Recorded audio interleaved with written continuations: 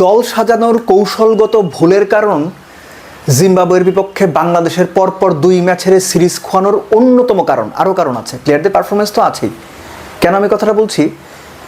নাহিদ রানা, শরীফুল, মুস্তাফিজ, তাসকিন, এই আমাদের 4 fast bowler বা পেস বোলারের চাইতে নেয়া মোহরি, ব্র্যাড ইভান্স, মুজারাবানি এবং এনগারাভা এরা বেটার পেসার না, কোনো দিনই না, কোনো কালেই না, কোনো হিসেবেই না।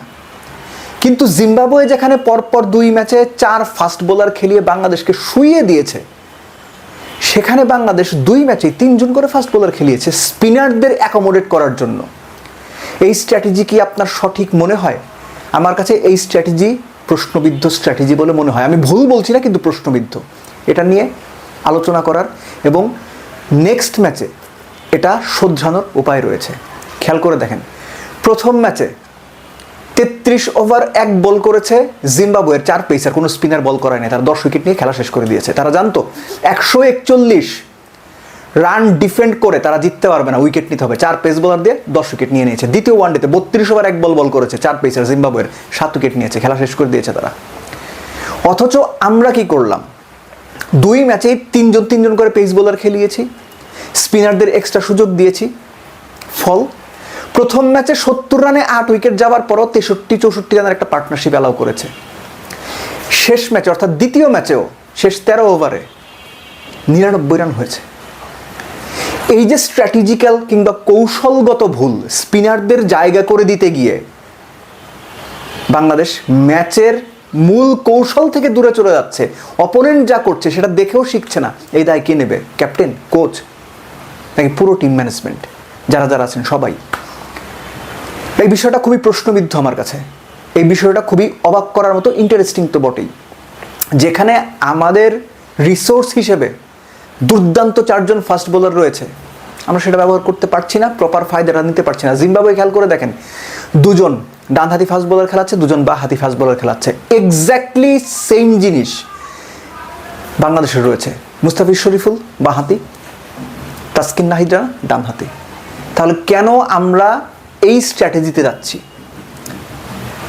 2 স্পিনার অ্যাকোমোডেট করা বাংলাদেশের জন্য এখন রিস্কি সেগমেন্ট। এবং একই রকম প্রোফাইলের মিরাজ মোসাদ্দেক, এরকম প্রোফাইলের 2 জন প্লেয়ার পৃথিবীর কোনো দেশ এই মুহূর্তে খেলাচ্ছে বলে হুট করে আমি মনে করতে পারছি না। হয়তো খেলাতে পারে, আমার মনে পড়ছে না। এই ধরনের কন্ডিশনে বিশ্বকাপ খেলা হবে, সেখানেও কি বাংলাদেশ এই স্ট্র্যাটেজিতেই যাবে? 3 জন পেস বোলারের বেশি খেলানো যাবে না, মিরাজ আর রিশাদকে তো খেলাইতেই হবে। তাইলে যে এখন যা হচ্ছে তাই হবে। টিম ম্যানেজমেন্ট তারা আমাদের চাইতে, আমার চাইতে অবশ্যই ভালো বোঝেন, তারা জানেন কি করা উচিত। কিন্তু এই স্ট্র্যাটেজিতে প্রশ্নবিদ্ধ এই প্রশ্নটা আমি বারবার তুলব, কেননা জিম্বাবুয়ের মতো দল তাদের মাঝারি মানের ফাস্ট বোলার ব্যবহার করে বাংলাদেশের ব্যাটারদের 2 ম্যাচে 17 উইকেট নিয়ে শুইয়ে দিতে পারে। আর জিম্বাবুয়ের যাতে বেটার ফাস্ট বোলিং অপশনস থাকা সত্ত্বেও বাংলাদেশ ওয়েটিং গেম খেলে। 80 রানে 7 উইকেট যাওয়ার পর 63 রানের পার্টনারশিপ অ্যালাউ করে, খেলি আস্তে আস্তে মামাবাড়ির আবদার মনে করে। ঠিক একইভাবে দ্বিতীয় ম্যাচেও শেষ 13 ওভার 12 ওভারে 99 রান অ্যালাউ করে। কেন? পেসারদের যে খেলা শেষ করে দেওয়া যেত না? একটু বেশি প্রোঅ্যাক্টিভ হওয়া যেত না? হয়নি। এই ভয় কেন?